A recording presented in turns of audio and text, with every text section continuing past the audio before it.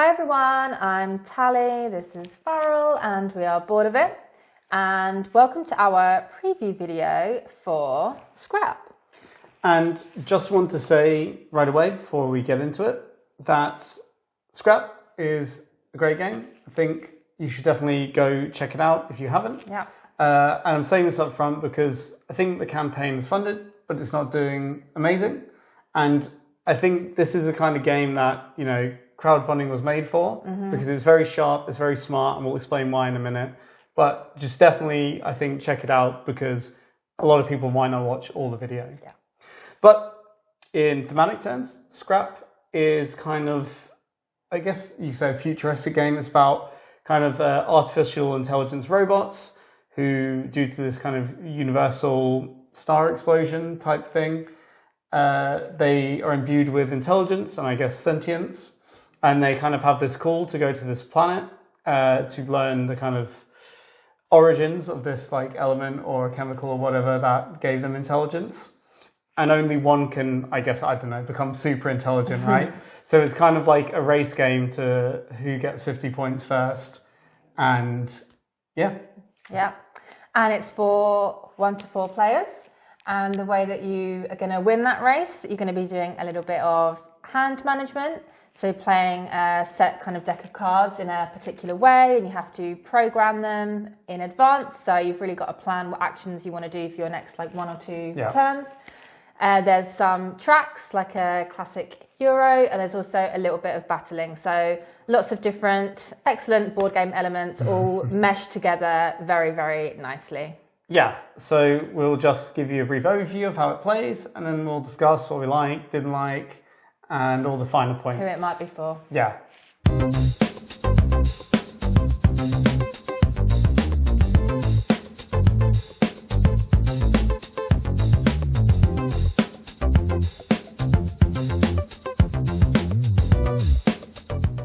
We're just going to go through quickly how to play. And as we said in the intro, the goal is to be the first 250 data points, I think they're called. So it is a bit of a race because there can only be one winner, and you kind of trigger the end of the game once you get there. And there are a few different ways, but we'll just go through how to play first. So each player will be a somewhat asymmetric faction. Generally, a lot of the actions and how you play is kind of exactly the same for all players. It's just that each player's faction will have like some really special, unique abilities, basically, that just change one of the core existing mechanisms. It's not a game like Root where you have to learn a completely new thing. You can just pick it up and play. That's true. And they also have maybe different strengths to lean into. Yeah. So we'll get a little bit more into it, but we have this domains track, which is strengths in different types of things. And each faction has a little bit of imbalance, let's say, or difference in the types of cards that they have in their deck, basically. Yeah, so the way you're interacting with the game is through the playing of these cards. And this is basically a kind of programming game where you have to program your actions for the future, which makes sense because you're all little robots. So generally you're going to have, I think, 2 cards lined up. And then you kind of have to resolve them in order. So you need to think ahead and kind of anticipate the other players. So each player turn, there's going to be 3 phases. First is the run phase, where you basically take your action. So you'll start with kind of, 2 cards laid out, and then you're going to flip the kind of rightmost one over and do the action on it. Then you're going to go to the call phase, which is where you have these tracks over here that Tally was talking about, the domains. And each domain track represents a kind of different type of action in the game. So there's one for movement, there's one for gaining energy, there's one for putting robots on the board, and there's one for kind of combat. Yeah. And you'll basically pick one and you'll move up 1 space in that. And then you can take this kind of mini action based on the bracket where your marker is or behind it. But you can't do the same one twice in a row. So there's a bit of a pattern of kind of if you want to move up certain tracks, how you do it. And what's particularly interesting is that there's certain points where you get new cards to your roster. Yeah. Then final phase is the program step, which is basically where you kind of, move the action you did, and then you reset your program by adding another card to the queue. Yeah. So you always have to do that, obviously, at the end of your turn, so you don't know what moves other players are going to take. Your programming for the next 2 turns is set, basically. And just to go through some of the actions, I mean, they're actually pretty self-explanatory. So there's a card that lets you take back all your cards. That's how you get all your cards. There's one that lets you move. And there's 3 different sizes of bot. And a lot of you moving them or recruiting them is based on their size. So a bigger size costs more. You have a card that gives you energy, which is kind of your currency in the game. You spend it to do things and put bots on the board mainly. Yep. One to do combat. I know some of these are actually different for the factions, but I think most have this. One to do kind of combat. One to move and do combat. One to scavenge, which is where you go over to this main board. And each area has like a little bonus. And scavenge lets you get that bonus if you control that area. Mm-hmm. And then one that lets you recruit and give you a little gun. So a lot of what you're doing is kind of manipulating these cards to get points. So you can get points from scavenging, you can get points from battling, and you can get points from destroying other bots in battle or outside of battle. And those are kind of the most common ways you're getting points.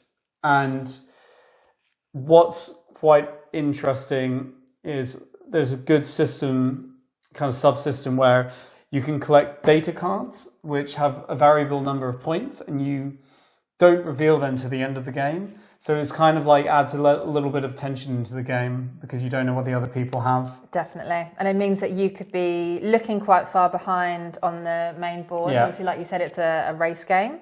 So it can look like you're behind, but if you've got a ton of data cards in your hand at the end of the game, then actually you might end up winning. So that's quite interesting. Yeah, I should maybe retroactively say, I said it was first to 50, but that's just the end game trigger. It's actually who has the most after 50 is reached. Yeah. So if you have a stack of these cards in your hand, you could beat the person who triggered the end of the game. That's true. If you go above them. Yeah. And I guess we'll just say about the combat system as well, before we move on to what we think. And it's a really kind of interesting Euro combat system. So when there's a bunch of people together and someone does a raid, you'll have a big battle. And they'll all come over and they'll go to their separate kind of battle board. So Talia will take hers, I'll take mine. And then you have the screen. And there's 5 different sections in this battle board. And you assign your bots to different sections, each of which does a different thing. And then everyone reveals at the same time. And if you have the most strength in that section, you're the winner and you kind of get to do that action. Mm-hmm.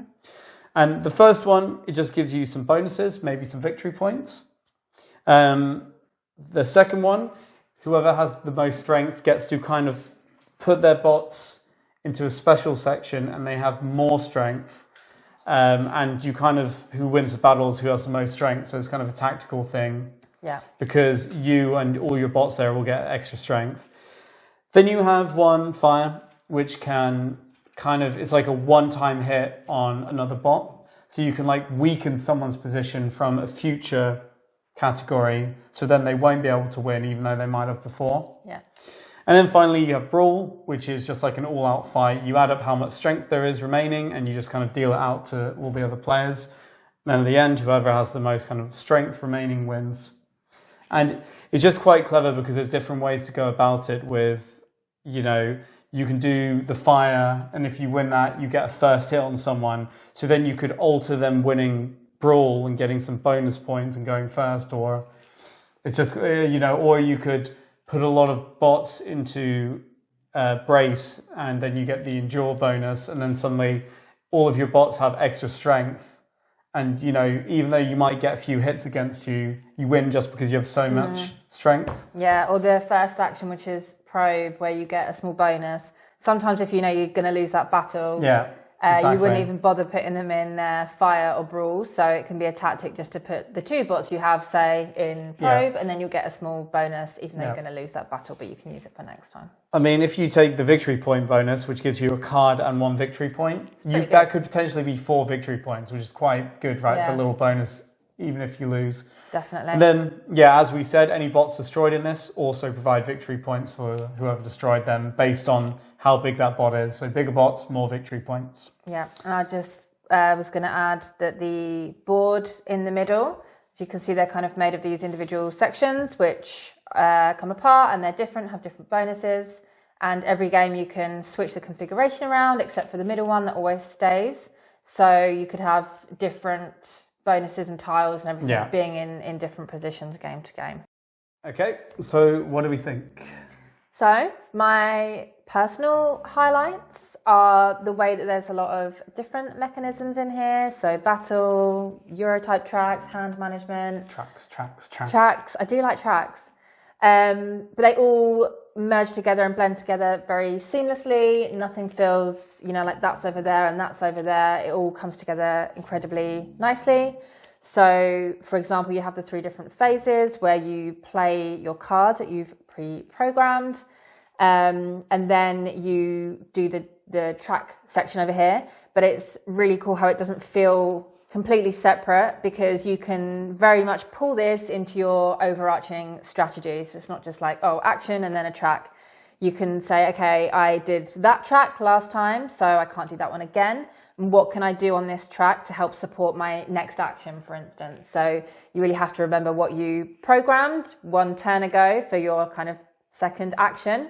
And can you help lean into that by getting some extra energy, for example, on the track there? So I think everything blends together very seamlessly. And I particularly do like the programming mechanism, and having to think about your next 2 actions is quite difficult. I sometimes forget what action I put down the second one. You're allowed to look, right? Yeah, I do look, but sometimes I think I've put one thing and then I go, oh no, that was like something else I ended up putting down.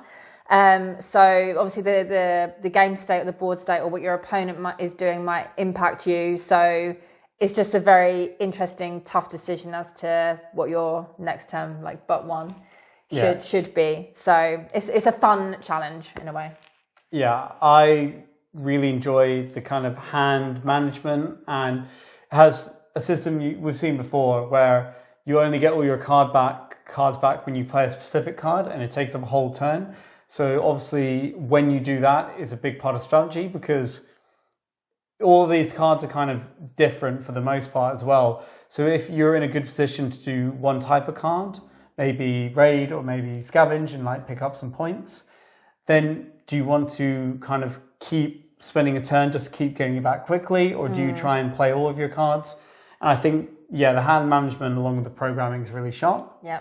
And one thing we didn't say in the description is that when you play a card, there is an option to mod it, where basically you can discard a card of the same color and you get a boosted version of that action written on the bottom. And these can be quite powerful, quite interesting.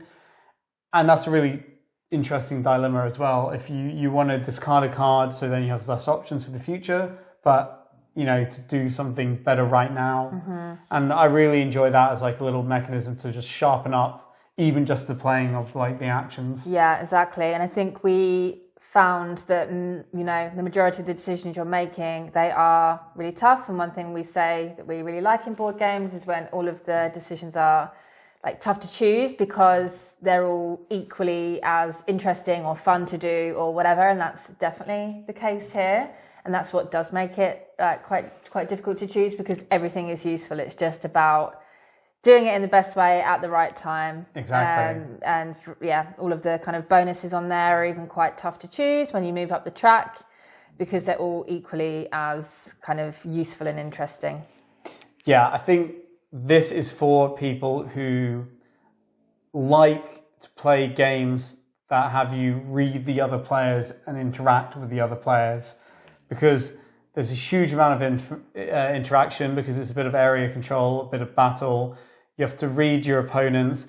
And because a lot of the cards are similar. I think more or less everyone has the same starting hand, even though the factions are asymmetric, that you can also pay attention and know what people can do, and you can read them. And like with the battle system, we said, it's kind of Euro battle poker in a way. Yeah. Because you're gaming people. What are they going to do? Reading the system. So if that's your kind of thing, I think this does this really terrifically. Yeah, I think we described it maybe a little bit like Chaos Order, but a lighter, quicker version, basically. Yeah, similar aspects, sure. Because you're like moving into an area and like fighting over literally an artifact, I think, as well. Yeah. Another personal favorite mechanism of mine is the domain track, both because it's one of the better Euro tracks I've seen, because it's quite interesting, because you get to move up for free, so everyone's always going to do something every turn, which is like rewarding and fun. Yeah. And it's that, first of all, balancing which tracks you move up is quite an interesting decision, because at certain points you're going to get extra cards, which gives you more options, and they often have different modifiers, so you can kind of diverge even further. But the mini actions you get, because you can take one from where you are or behind it, they're not, and it's not that, oh, here you get 1 energy, here you get 2 energy. It's like, oh, here you get to move 2 stars worth plus a point. Here you get to move 4 stars worth. So it's like, you know, or you can get a gun, or you can get some energy. You know, it's kind of really interesting stuff. Yeah. Shall we move kind of to the stars in the battle then? Yes. The one, I'd say the only, I think for prototype, and obviously things can be refined from here, I found everything quite elegant. But the one inelegant thing that we did have was the kind of, the bots have sizes to distinguish, which is represented by a number of stars, 1, 2, or 3, distinguish their different sizes. And they also have strength, which is related to their size, which is a different value. And one thing that's a little bit confusing, I think, particularly you found, is trying to wrap your head around the stars and the shields and the difference, the strength, sorry, because the first thing is that it's 2 different values kind of for the same thing, right?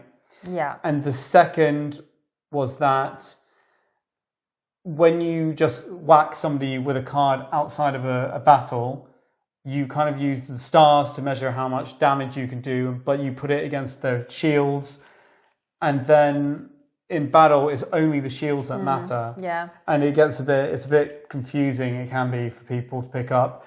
And another thing is that we both thought this. Here strength is represented by shields, and obviously in every other game ever, shield indicates defense, so that it's just something about that felt a little bit inherently wrong, if you know what I mean. Yeah. Like a little confusing. Yeah. That you're trying to like weigh up shields for battle and Yeah, I mean, we have like slightly different opinions on the battle, and it's not even an opinion, it's just personal preference, but you really like it and can see that it's like chess, and that you could make a lot of different moves, basically put bot like in column 1, 2, like change a lot of things. I just struggled with it a little bit because I found it a little bit unpredictable as to what you would do.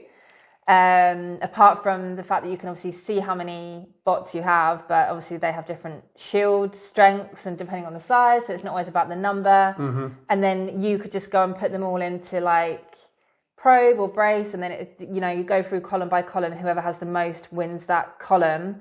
And I just personally struggled to game it in a way. I was like, oh, I'm just going to stick some here and see what happens, because I'm just personally not good at kind of analysing all the, you know, available moves that my opponent might make. So that's just something to bear in mind. But like you said, a lot of people absolutely love sitting there and thinking, like maybe I think they're going to do this, or they could do this and this, and really sitting and analysing and then making a best informed decision. And I'm just not good at that. Yeah, I think it's a battle system. I think it's a terrific battle system. I think it's really clever. I think, you know, we kind of said a bit about it earlier, and I just think it's something that there'll be people who absolutely love this system and get behind it. But I think for you, you're not so invested in battle as a mechanism. Yeah. So you're looking for something like sharp and readable, whereas this is fairly quick to kind of deal with, but yeah, it is kind of murky if you're not like hyper chess brain. Yeah. So last thing I want to say, I think, before we move to our final thoughts, is we just really like the race for points. Yes. It's really engaging. It creates a lot of tension, dramatic finish. And the fact that you have the system of cards, which means that the person who gets to 50 first doesn't necessarily win, is really clever, because you can be sitting on like 10 points of cards and be like, do. Yeah, exactly. We always say that we like games where the tension is kept high until right at the very end, because of something that you reveal or whatever it might be. So this definitely ticks that box, because you could look like you're quite far behind on the board, but you've got a stack of 10 cards here, and then someone gets over to 50 and triggers the end of the game. But now we'll go to our final thoughts. So, final thoughts. Obviously, as we said at the beginning of the video, we recommend this. I mean, if you're looking for an asymmetric kind of battler, that's not too much overhead, as we said. Yeah. The factions, their powers build on already existing systems, so it's just kind of a bit of replayability, a bit of interest. I just think that almost every aspect of this is something I really enjoyed. I think it's really well designed. A lot of it is very sharp. And I just would really love to see this as something people are playing, because, as I said, originally crowdfunding was kind of made to make games like this possible. And this is just really impressive as someone's first designed game coming out. It's a lot better than a lot of games I've played, I'll say. Yeah. And so I just really like to see this do well and be funded over, big box of plastic number 5,000,002. Yeah, agreed. Yeah. So do you have anything to add about what you think from a different perspective? No, just to reiterate, I think everything meshes together really nicely, and because of all the different mechanisms, I think there's something that can tap into, a lot of people will like different elements of it. There's like a bit of something for everyone in this game. And even if you're, I guess, like not into battle like me, it is there are a smallish part of it, and there's other ways to win. So yeah, bear that in mind. But yeah, so like I said before, perfect for someone if you like kind of asymmetric games, if you like battling but where there's no luck involved, if you like player interaction, if you like reading the other players, or if you just like a flat race to see who wins. All these are things that you'll really enjoy. Hand management. So yeah, so I think we'll end there. And that was our preview of Scrap. And we just want to say thank you for watching. If you haven't seen us before, please consider subscribing, because it really would mean a lot to us. Any questions, ask, and most importantly, thank you for watching. See ya. Bye.